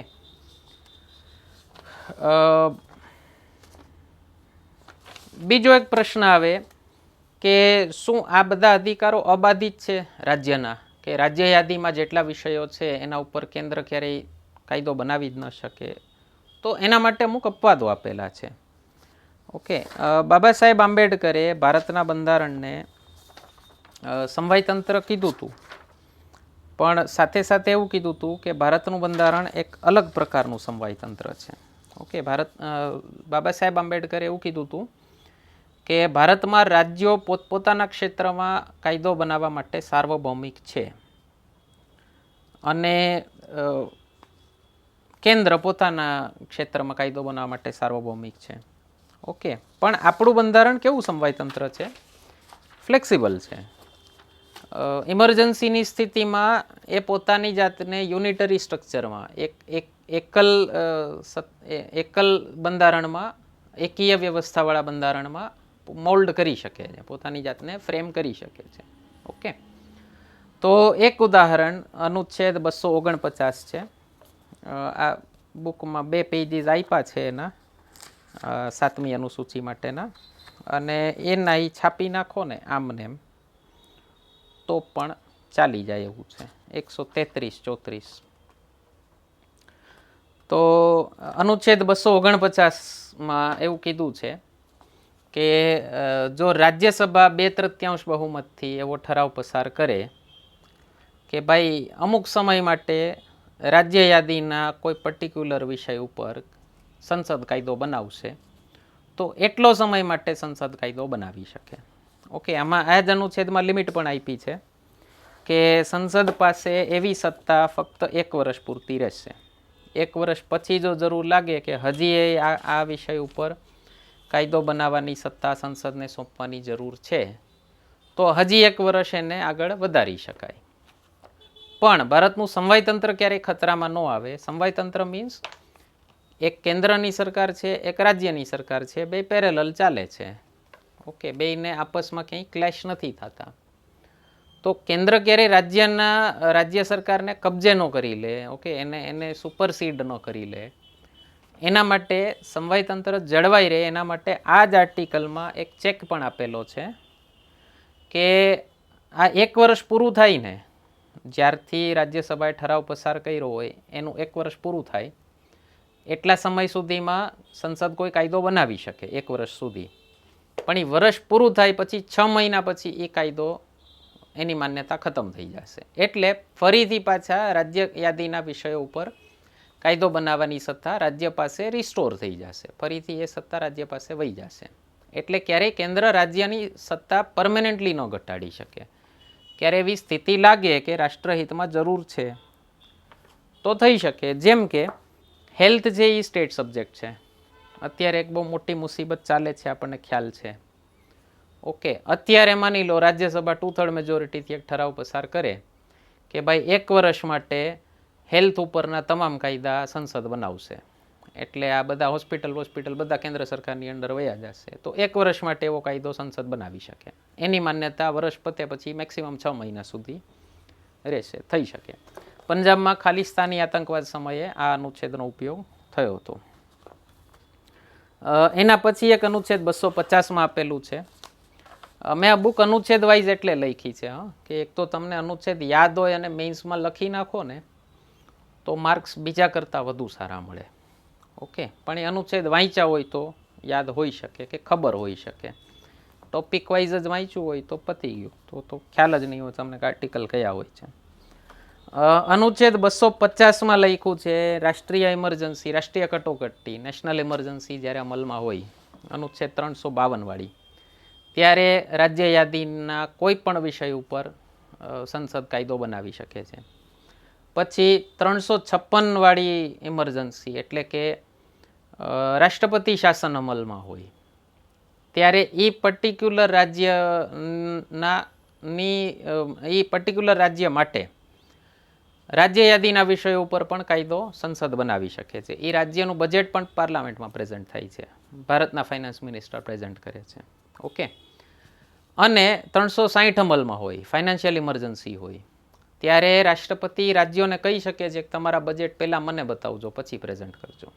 okay, થઈ શકે છે. બીજી વસ્તુ, બીજો એક છે અનુચ્છેદ 252. જો 2 કે વધુ રાજ્યો પોતાના વિધાનમંડળમાં ઠરાવ પસાર કરી અને સંસદને એવું કહે કે ભાઈ અમારા માટે આ ફલાણી રાજ્ય સૂચિના ફલાણા વિષય માટે તમે કાયદો બનાવો, તો સંસદ એના ઉપર કાયદો બનાવી શકે છે. ઓકે, બરાબર. પણ એનો મતલબ એવો નથી થતો કે 2 રાજ્યોએ કીધું તો સંસદ એનો દુરુપયોગ કરી અને બધા રાજ્યો માટે એ વિષય ઉપર કાયદો મંડે બનાવવા. નહીં, જેટલા રાજ્યએ કીધું છે એટલા રાજ્ય માટે જ એ કાયદો સંસદ બનાવશે. ઓકે, એવા કાયદામાં સુધારો પણ સંસદ જ કરી શકે છે. ઓકે, એકવાર સરેન્ડર કરી દીધો અધિકાર પછી આનું વિધાનમંડળ એના ઉપર કાયદો નહીં બનાવે. આ ક્વેશ્ચન, આ 252 વાળો ક્વેશ્ચન આ વર્ષે જે STIની એક્ઝામ લેવાની, સ્ટેટ ટેક્સ ઇન્સ્પેક્ટરની, એમાં આ સેમ ક્વેશ્ચન પૂછેલો છે. ઓકે, તમે ચેક કરી શકો છો. અને 253માં કીધું છે આંતરરાષ્ટ્રીય કરારોના અમલ માટે કોઈ પણ કાયદો સંસદ બનાવી શકે છે. બરાબર. તો આટલા સિનારીઓ છે જેમાં રાજ્ય યાદીના વિષયો ઉપર પણ કાયદો સંસદ બનાવી શકે છે. અને એના માટે કીધું છે કે આ સત્તાનું વિભાજન અબાધિત નથી, એબ્સોલ્યુટ નથી. ક્યારેક અમુક સંજોગોમાં રાજ્ય યાદીના વિષયો ઉપર સંસદ કાયદો બનાવી શકે છે. બરાબર. એટલા માટે ભારતના સમવાયતંત્રને ક્વોઝી ફેડરલ સમવાયતંત્ર પણ કહે છે અમેરિકાવાળા, કે અર્ધ સમવાયતંત્ર છે. આપણે એવું કીધું છે કે ભારતનું સમવાયતંત્ર સુઈ જેનેરિસ છે. સુઈ જેનેરિસ એટલે અનન્ય સમવાયતંત્ર છે. એટલે અમારા જેવું કોણ છે? કોઈ નહીં, અમે પોતે જ છીએ. તુલસીદાસે કીધું છે ને, રામની છબી કોના જેવી છે? રામ જેવી જ છે, એની કોઈ ઉપમા જ નથી બીજી. ઓકે. એના પછીનો પ્રશ્ન છે, શું રાજ્યોમાં વિધાન પરિષદો જરૂરી છે? Are legislative councils necessary in state? અમુક રાજ્યોએ વિધાન પરિષદની સ્થાપનાની માગણી કરી છે, જ્યારે અમુકે રદ કરવાની માગણી કરી છે. તે સંદર્ભે ચર્ચા કરો. ઓકે, તો જરાક ઇતિહાસ જોઈ લઈએ. કયા રાજ્યમાં વિધાન પરિષદ ક્યારે રહી હતી અને કોણે રદ કરી છે અને કોણે નવી રચના કરી છે. કોઈ રાજ્યમાં વિધાન પરિષદ ન હોય અને એની રચના કરવી હોય તો વિધાનસભામાં 2/3 બહુમતથી ઠરાવ પાસ કરવો પડે, પછી સંસદ મંજૂરી આપે તો બની જાય છે. અને રદ કરવી છે તો પણ વિધાનસભામાં 2/3 બહુમતથી ઠરાવ પાસ કરવો પડે, સંસદની મંજૂરી મળે તો રદ થઈ જાય. ઓકે. તમિલનાડુમાં 1937માં દ્વિગૃહી વિધાનમંડળ હતું, આઝાદી પહેલાં હતું, વિધાન પરિષદ હતી. 1986માં MGRની ગવર્મેન્ટ આવી હતી, જ્યારે જયલલિતાના પોલિટિકલ ગુરુ હતા MG રામચંદ્રન, તો એણે વિધાન પરિષદ નાબૂદ કરી હતી. પછી તમિલનાડુમાં એક ક્રમ ચાલે છે, કરુણાનિધિની ગવર્મેન્ટ આવે તો એ વિધાનસભામાં 2/3 બહુમતથી ઠરાવ પસાર કરે કે વિધાન પરિષદની રચના કરો, અને જયલલિતાની ગવર્મેન્ટ આવે તો એ રદ કરે. ઓકે, એટલે એ ઠરાવ પસાર કરે કે રદ કરો. જેમ કે 2010માં કરુણાનિધિ ગવર્મેન્ટે ઠરાવ પસાર કર્યો હતો, 2011માં જયલલિતાએ એ ઠરાવ રદ કર્યો.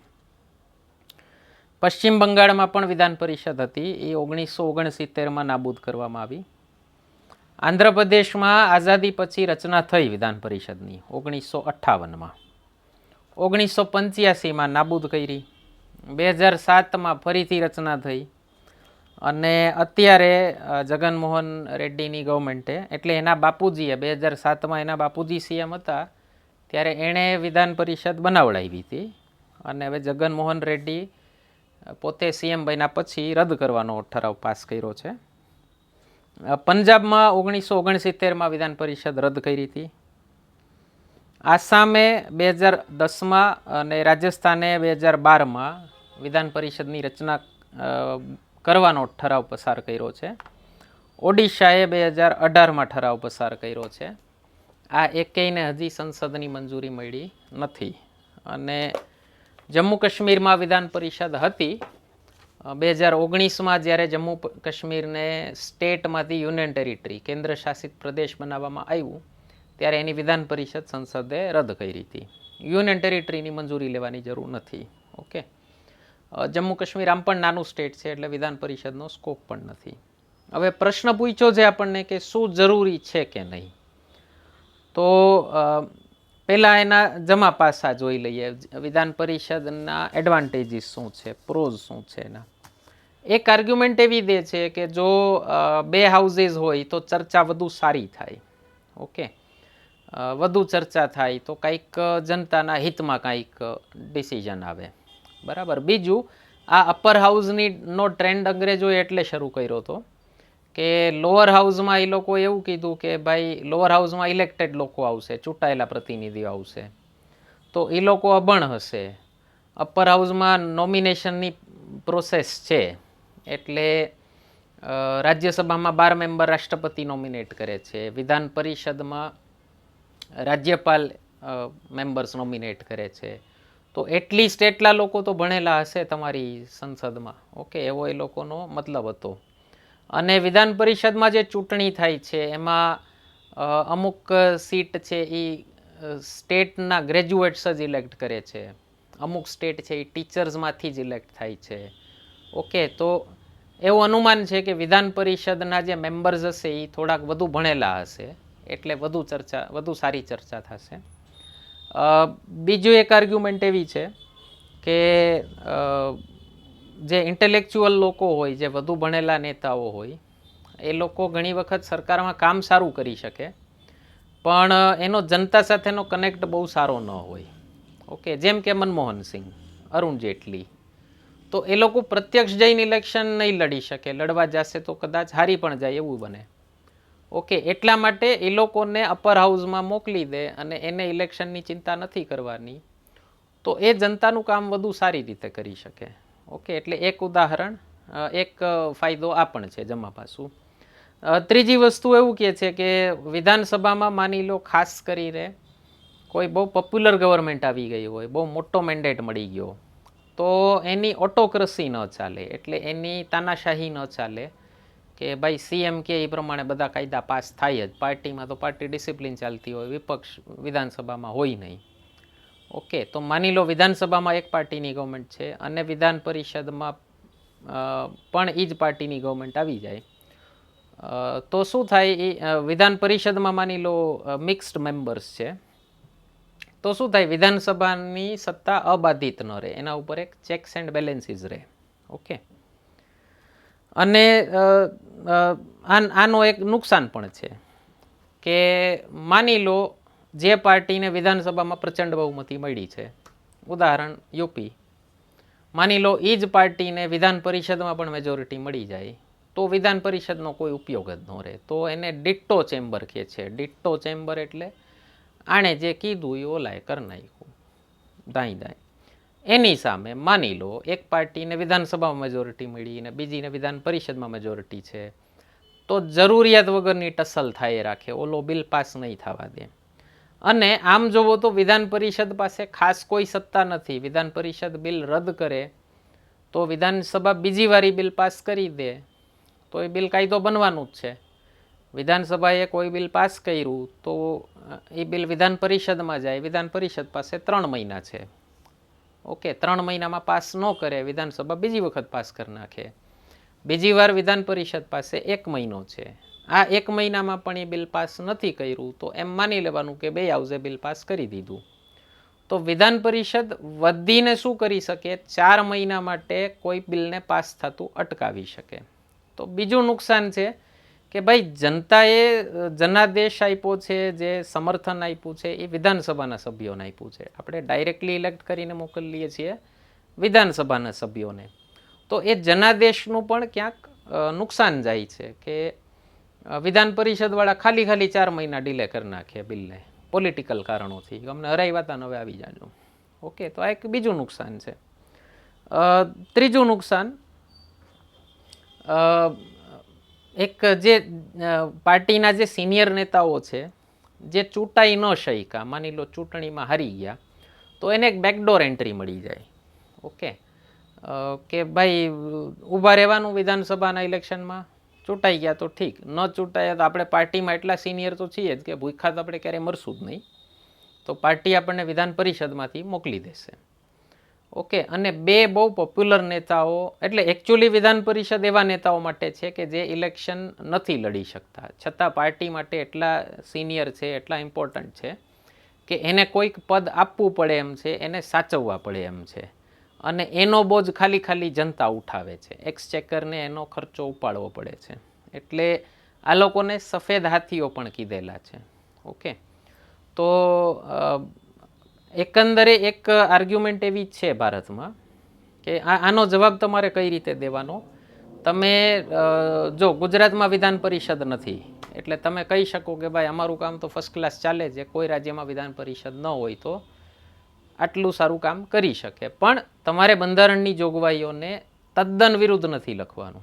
તમારે કોઈનો વિરોધ કરવો હોય, બુરાઈ કરવી હોય, બહુ શુગર કોટિંગ કરી અને એકદમ મસ્ત શબ્દોમાં પીરસવું પડે.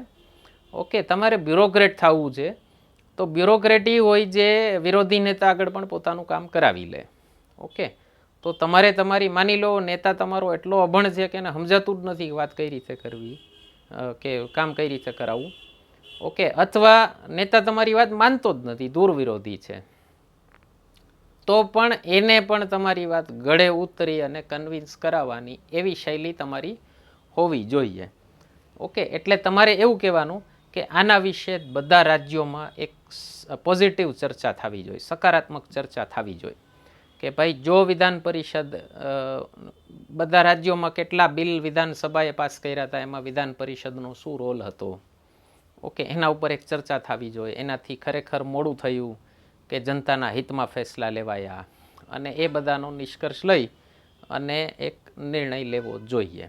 પણ બને ત્યાં સુધી રાજ્યોએ પ્રયાસ કરવો જોઈએ કે જનતાનો ખર્ચો ઓછો થાય. તમે એવું લખો કે જનતાનો ખર્ચો ઓછો થાય, એનો મતલબ તમે ઇનડાયરેક્ટલી એવું કહી જ દીધું છે કે વિધાન પરિષદ રદ થવી જોઈએ. ડાયરેક્ટલી આવા શબ્દો ન વાપરવા, વિધાન પરિષદ રદ જ કરી નાખો, બધા નકામા છે, બધા જનતાના પૈસે તાગડધીના કરવા આવ્યા છે, કાઢી મૂકો બધાને, આવું બધું નહીં લખવાનું. ઓકે, તમે બ્યુરોક્રેટ છો, તમે જીપીએસસી યુપીએસસીની તૈયારી કરો છો, તમારી ભાષા એકદમ પોલિશ્ડ હોવી જોઈએ. ઓકે, ચાની લારીએ જે ગાળાગાળી થતી હોય, ઓકે, એ ભાષા તમારી ન હોવી જોઈએ. બરાબર. તો આ આપણી મેઇન્સ સોલ્યુશન સિરીઝ કન્ટિન્યુડ છે. નેક્સ્ટ બીજો સેક્શન છે આ પેપર 2માં, જીએસ પેપર 2માં, એ છે જાહેર વહીવટનો. તો એ જાહેર વહીવટના પ્રશ્નો માટે આપણે નેક્સ્ટ વિડીયોમાં મળીએ છીએ. એની લિંક અહીંયા ક્યાંક આવી ગઈ હશે અથવા ડિસ્ક્રિપ્શનમાં પણ પડી હશે. તો આ વિડીયો તમને કેવો લાગ્યો કમેન્ટ સેક્શનમાં જરૂર જણાવજો. કયો પોર્શન વધુ મજા આવી, ક્યાં સુધારાની જરૂર હતી એ પણ લખી શકો છો. થોડાક સારા શબ્દોમાં લખવું અને ફ્રેન્ડ્સને શેર કરવાનું ના ભૂલતા. ધન્યવાદ.